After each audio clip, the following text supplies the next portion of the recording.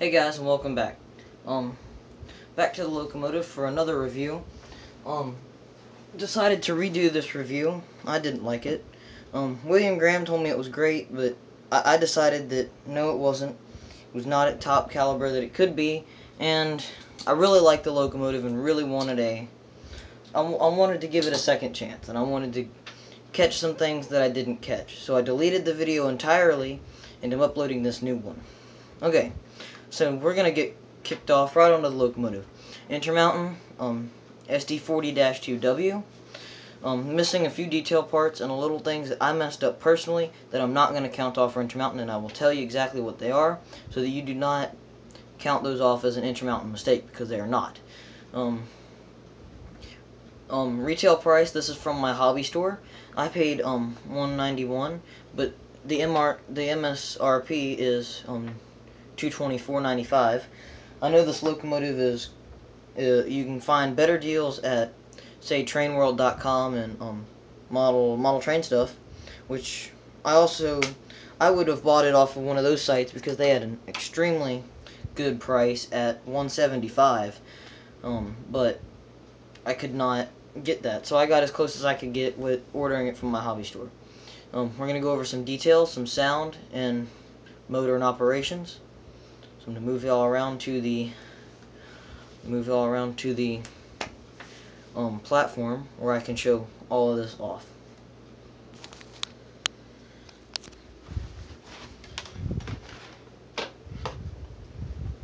I'm also shutting off the lights because we're going to go over light effects first. Okay, first thing, the locomotive is not over here, so I'm going to turn off all the exterior light functions and bring it over here. So first I got to turn on the track power, and it will start up, and I can't do anything about that. And it will not move until it has completed the startup sequence.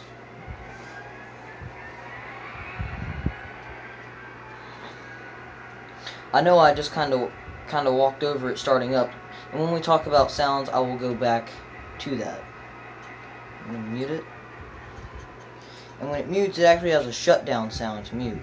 And you're going to hear some clicking because that is also part of the shutdown. But I'm just going to keep on rolling through even with the clicking. But I mean, it's got a really good motor and drive. I need to oil it a little bit more. And as you can see, I programmed a little bit, and it does not.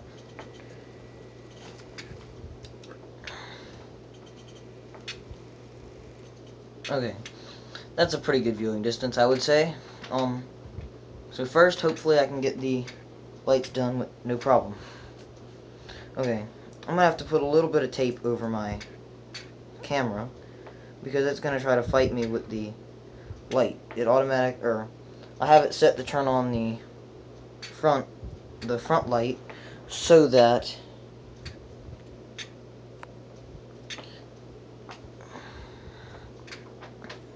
it comes up with better quality, which it does, but it makes it hard to do lighting. So I have that off, and we will now turn on the number boards. We're going to do the number boards first because they're hard to see when you have the headlight on. So number boards. There's the number boards. I think they definitely look better on the back than they do on the front. The front ones are just lacking a little bit of light. I think the front ones could be a little bit brighter. My camera's having a hard time focusing without that light on, but I mean the number boards are a lot clearer. There we go. The camera got focused now, and I think they look good. I think they look better on the rear. I think those look the best, and I wish we would have had those on the front. The number boards are very realistic, and both front and back come on by the press of F5, which is realistic. Number boards are not directional on locomotives. When you turn them on, they come on, and that is, point blank period. Both should come on. So why do we have directional number boards? I don't know. Okay, now we're gonna bring up the headlight. Be prepared, the headlight is very, very, very bright. If you have experience with other Intermountain locomotives, this one's no slacker in headlight. Very bright, very nice sunny white LED.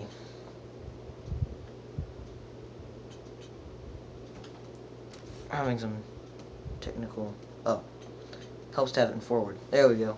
Very nice headlight. Now, you can see it has a very nice little fade in and fade out, fade up, and fade out. If you watch James's review on this loco, you will see that also. That's standard. That's not something you have to program. It comes just like that already. Hold up, let me get it to focus. It's not going to focus right because of having the front key light off, but very, very nice. I really like the headlight. It's also the same on the reverse, same LED, same everything for the reverse. I'm going to press F7, which will dim it, and I think it has a great dimmer because it also fades it. It's not just an immediate closeout, and it fades it a lot. Now, I had this special program from Intermountain. I had to call them up and ask them because when it first got here, you could barely see that it was dimming because it was set for, because the decoder itself was set for bulbs, not LEDs, and when you set it for LEDs, it actually has to do a little bit of modifications to itself. But call up Intermountain, they can help you easily with that. No problem. It took me like 10 minutes on the phone. Everything was fixed. So, like I said, great light. Okay, let me show you the rear headlight. It's a little awkward taking my phone out of the holder that I built for it. And here's the reverse light at full bright and dim. So it's exactly the same as the headlight. Okay, I'm gonna leave it dimmed because the camera can. That way the camera's not fighting the headlight, because the camera will try to fight the headlight. Okay, now we're gonna go into the detailed portion of the loco. So I'm gonna rip the Band-Aid off. This is what I used to cover the light, and it actually got very hot. Okay, so next thing we have is detail. So I'm going to bring the locomotive up to us here, and hopefully I can point at the details and get the camera to focus. I wish I would have brought something to point at them with, though. There we go. I'll use this. Okay. Now first, you can see silver painted, has nice silver painted MU hoses, MU connectors. Has a nice KD number 5 coupler. Very nice. Has a working coupler cut lever. Has a nice deck that I had to install myself using just a little bit of super glue. Now that was just one of the detail parts that had to be installed yourself, just like the horn. Oh, and the sunshades, which y'all cannot see, but there. Okay, you can see that sunshade over there. Very nice windshield wipers. Very good air hose. That would be the air brake hose. Most models don't actually have the grab iron there, but it does have grab irons. Has the grab irons here on the front, which most models always have. Has the grab irons here. Very nice. It actually has the door latch on that side, but the camera is really bright.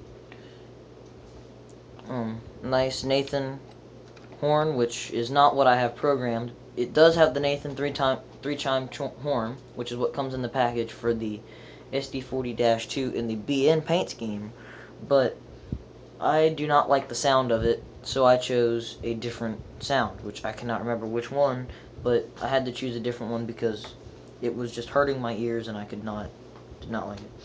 I also forgot to mention it has the handrails on the snowplow too, which is very great detail. Most companies do not do that, but that is also correct.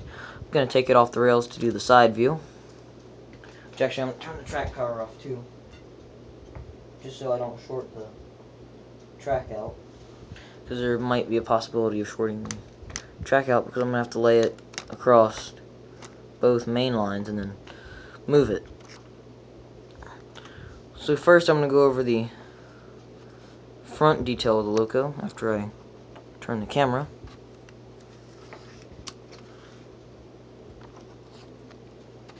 slide it back just a little bit more.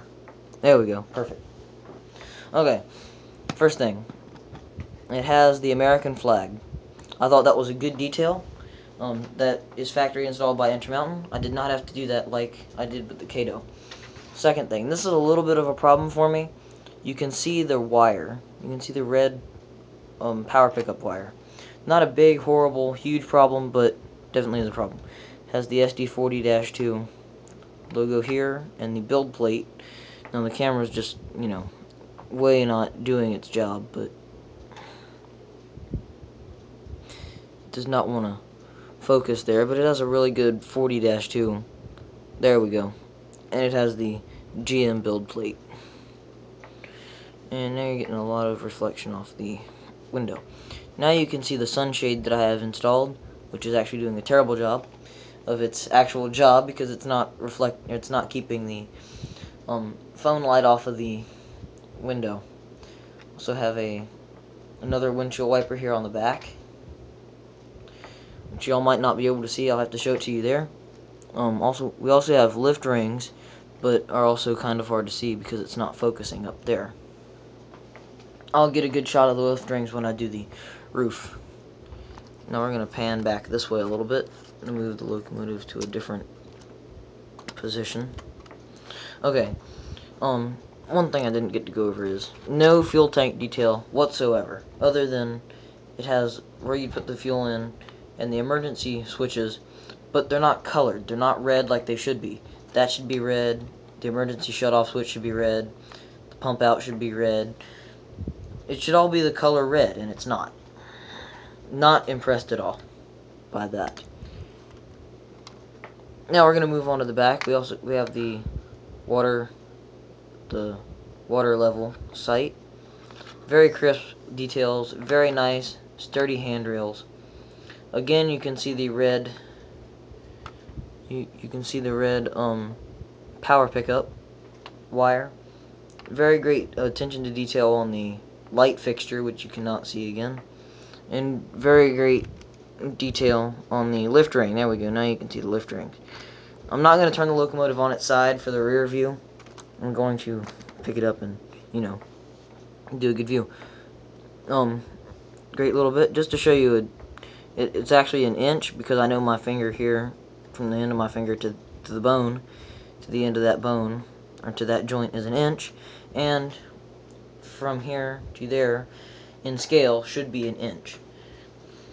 Also have the footboard that I also had to install again, another KD number 5 coupler, more working coupler cut levers, and another air hose fixture, and that's about it for that. I'm gonna turn the locomotive around so we can get a good view of the back. I'm actually gonna try to get it on the rails, but it's not gonna power up or anything because I have the track power off. Okay, here's a good view of the back. Very good light fixture, very nice attention to the grab iron details. The grab irons look very good. Handrails look great. Again, rear coupler cut lever. That handrail is okay, it's fixed. We also have grab irons back there, which I think the MU hoses actually are supposed to be in that grab iron, but they're not. I'll have to do that myself, I think. Which, I mean, not a hard deal. Just pick them up and bend them in. That one's a little loose. It's actually just kind of sticking out a little bit. It's not in the nice tight group, but again, nothing major.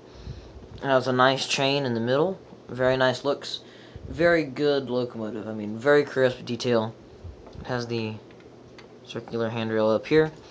Now I guess we're gonna turn the locomotive back around, or actually, now that I have the back view, I'm gonna see if I can view up the walkway to that sunshade, which also has a windshield wiper. I'm gonna try to get a view down the other side of the loco, where you can see, again, some very nice detail. We'll go to the other side of the locomotive. Again, nothing big as far as anything else.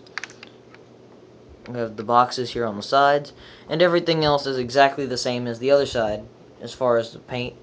Very crisp detail between the paint between the two pieces of paint. Very nice detail on the grills here. Now I guess it's time to go to the roof. I'm going to straighten it back out on the tracks. And we'll go to the roof. Okay, here we have the roof detail. Let me grab my pointer again. Nice detail. You can hear that? You can hear the walkway tread when I nut back and forth on it. Have all the details here. The nice side-mounted horn that's over here instead of dead center. It's actually on the side, which is good. Don't mind that. That's where I messed it up. That's where I messed up with the glue trying to get one of the detail parts on. Good dust bin, correct size. You can see the little lift rings around it. I think they could have done a better job on the exhaust. I think it's a little bit big as far as the box, but a little bit small when you come to where it's supposed to be opened, and I think they could have actually done it see-through and had like a piece of black tape or something on the bottom. Very, very, very nice radiator fans and dynamic fans. The fan detail is great. It actually has nice little metal grates over the fans and nice metal fan blades, or at least this one does. They're nice pieces of blacked out metal. Very nice rivet detail. Very nice lift rings, and again, also the same fan detail. That about wraps it up for the detail portion. Time to move on to sound. Sound is a category I don't get to work with much, being that most of my locomotives are non-sound locomotives. I can't afford to work with sound much, being my current status. Okay, we're going to cut the track power on and startup sequence.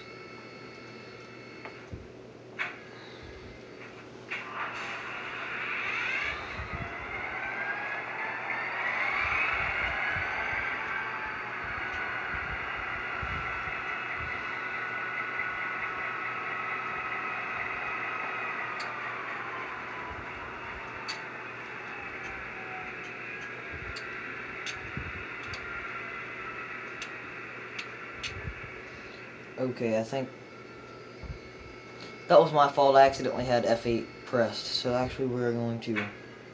Oh, okay, never mind. It's not completely finished. That was the problem.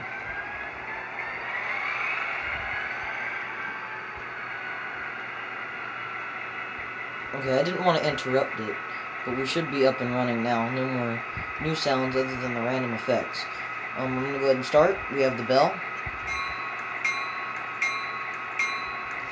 And actually I need to grab the box so that I can find out everything, because I'm sure not everything is what I think it is. So I gotta pull out the manual and at least, get everything right with what I'm saying.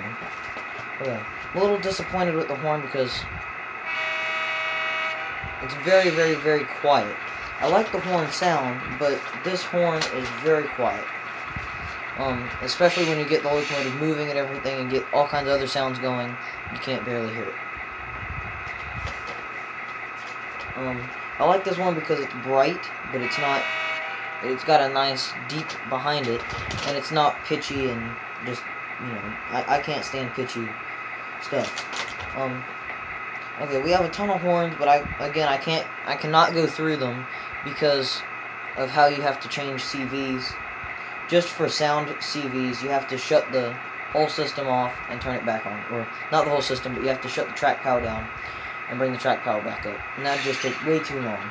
And we're moving into we're moving into 19 minutes already. Okay. So, for the sd40-2, again, I have the bell. Now, James was saying something about a quillable horn. I don't know how that works. He said it works through ESU, and Digitrax also has a way to quill the horn. I don't know how to do that. I'll have to talk to him on how to do that, or talk to Intermountain, which I might do today. Or no, not today, because today's Saturday. I might do Monday. But I can also blow the horn. Another thing I'm not too happy about the horn is, this is the short horn. That's the shortest horn you can do. I'll do a grade crossing sequence because I can actually physically do that. It doesn't have that as a function, but I can do that. So it'd be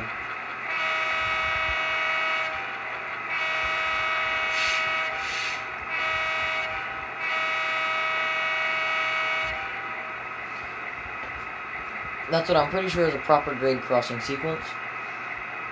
Next would be the coupler clank.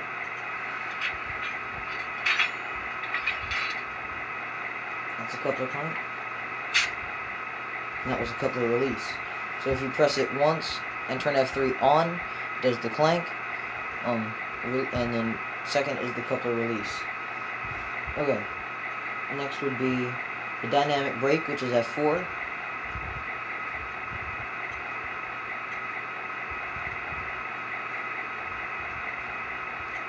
A little hard to hear. I can't actually hear it myself. I don't think it's actually... There it goes. If you heard it, it's kind of like a blower. It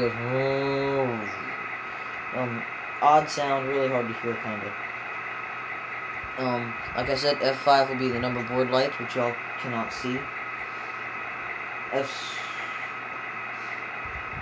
F6 would be a nose Mars light, if it has that. Nose or Mars light, which certain locomotives have that.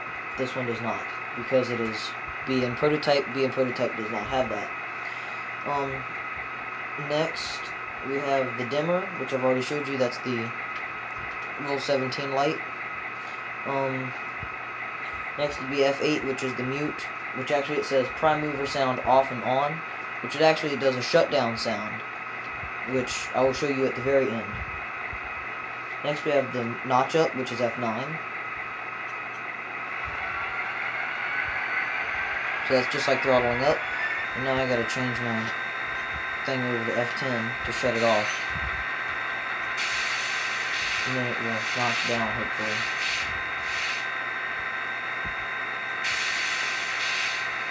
That's the notch down sound that you're hearing. That's the notch down. That would be function 11, which does the notch up and down. Number 2 would be the compressor, or number 12 is a compressor, which is what's clicking.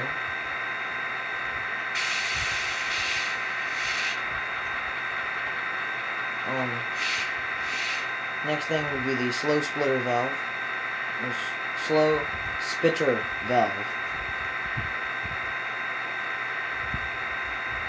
I know y'all can't hear that. It's really, really, really hard to hear, but I can hear it.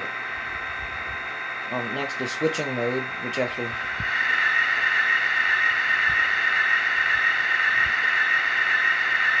Not sure exactly what that sound is.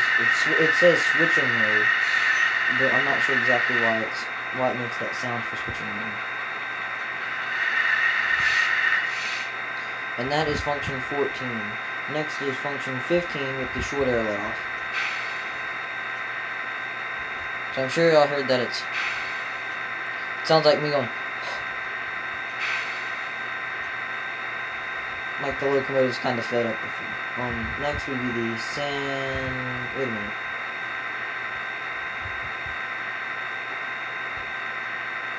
Okay.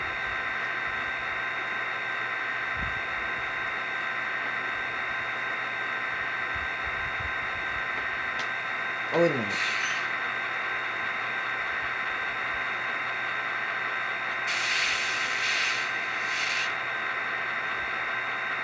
Oh, I know why it's not shutting off. That's the okay. All these sounds are wrong. That's the compressor. What you hear, F1 is the compressor. That's the compressor. I forgot. I have to press F0 for a notch down. Okay, let me redo that. That's the notch down. This is the compressor.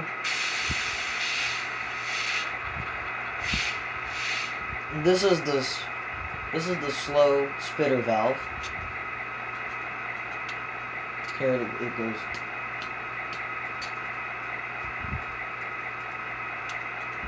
Okay, switching mode, which cannot be heard. That is a physical movement thing, which switching mode means that when I bring up the CVs, it moves slower than normal. I actually have to force it to want to move.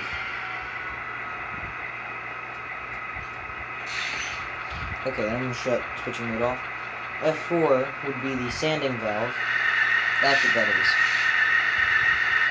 That's the sanding valve. Next would be the short air let off, which is 5.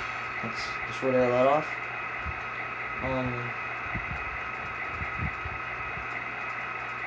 Next would be the radiator fan, which is F16.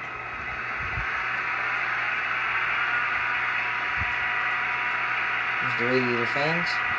I know all the lights shut off because I was trying to get this thing fixed right. Next would be the brake set, brake release. There it is.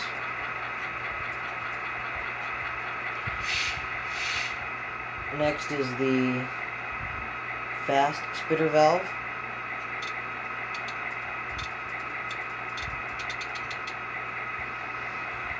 And then next is the auto spitters on, shutdown, off.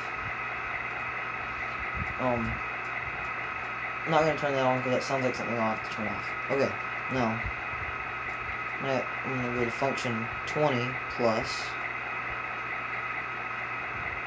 And now we have the brake lever, not brake wheel. And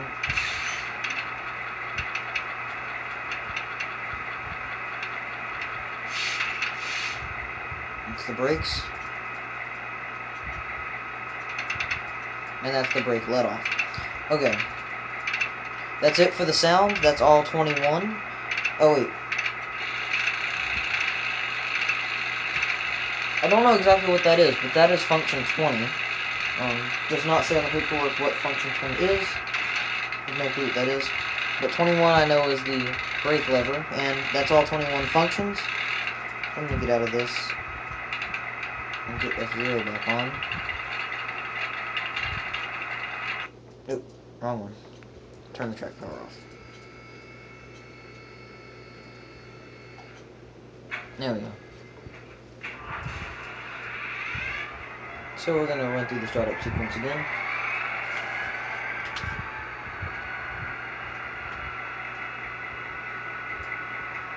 Okay, now, that said and done, I guess all we have now to do is run it, which is something I would normally be doing on the other channel, but I will give you a run by. So first we're going to have it run back, connect to the cars, and come back up. So hopefully I'll be able to hear it, and I'll be doing my short overview of the loco while it runs to pick up its cars. I have to slide the camera around a little bit so that it will miss because I had the camera overhanging the track rails. So I'm going to run it backwards to get what it needs to get.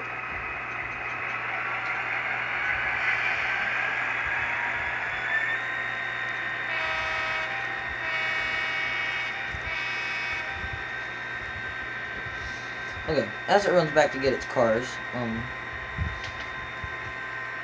just want to tell you about the locomotive. Very happy with it. I think it's a great locomotive with the few little problems that I told you about. Other than those, it's a great locomotive. Highly recommend it. Very much worth the price. Very happy with the Loc-Sound Select decoder.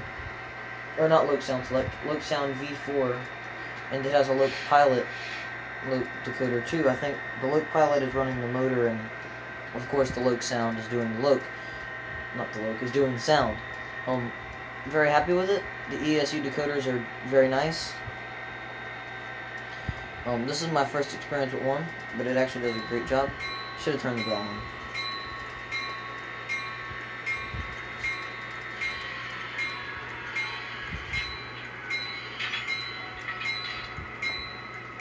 I have it connected to its cars. I'm gonna run it by.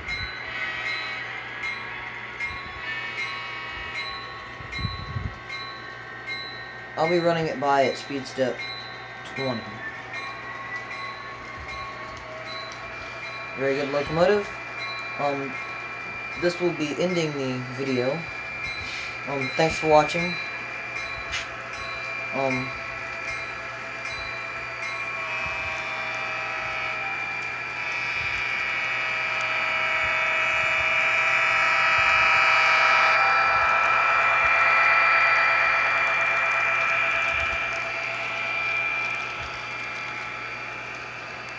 as you can see, as a closing note, it's pulling all these cars with no problem. Very nicely weighted locomotive, which I forgot to do.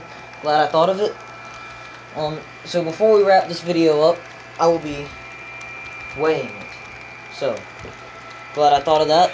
Put the box back so that we can wrap this up. Let me get it finished and get it back around here. One thing that I might do if I have enough function outputs, I'm not sure how many functions it has, but if I can get 15 on it, then, or if it has enough functions, I would like to do auto couplers if I can find some, because I know MTH puts those on.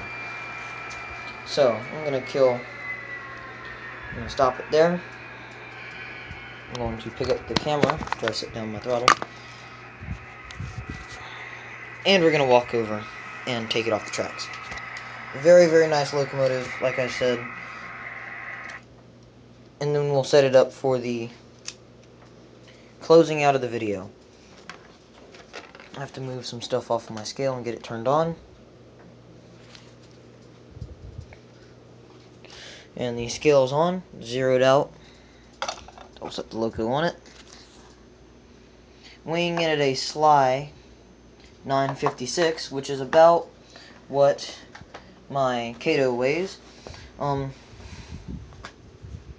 I mean, it's about average, and like I just showed, very good tower, and James also showed that it can really move.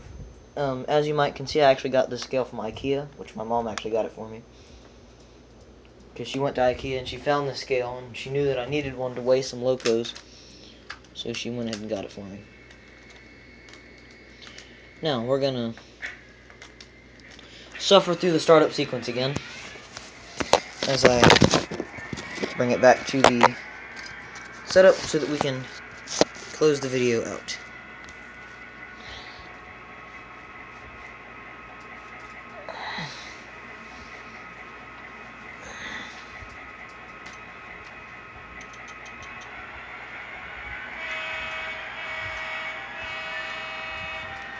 Now, as far as the speed, I have this all set up myself. I mean, I have this all programmed, so please do not expect these speed controls.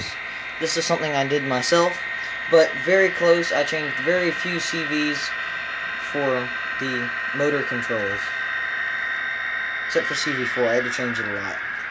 CV4 I actually have up at 85 just to get the correct that I want. Okay, seeing that this is probably the closest I'm going to get to in the frame. Maybe one more bit. There we go. Perfect. I'm going to mute it. This is the shutdown sequence.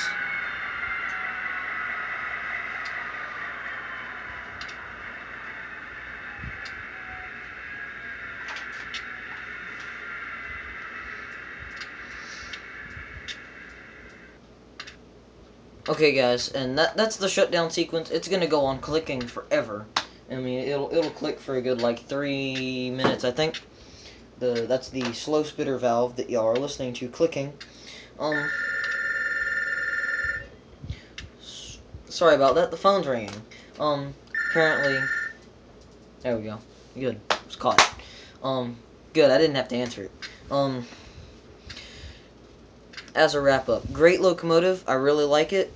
As you can see, it pulled a good bit of cars. It weighs a nice good bit. The next video I'm going to try to make will be this versus the Kato. I'm going to have this and the Kato pit against each other. I'm not going to do sound because obviously the Kato doesn't have it. I can't do that. And wait a minute, I have you muted. Why are you doing this? And now it's going to try to start back up again. Okay. I messed with the mute. Okay, I'm going to try to just talk a little bit louder over it.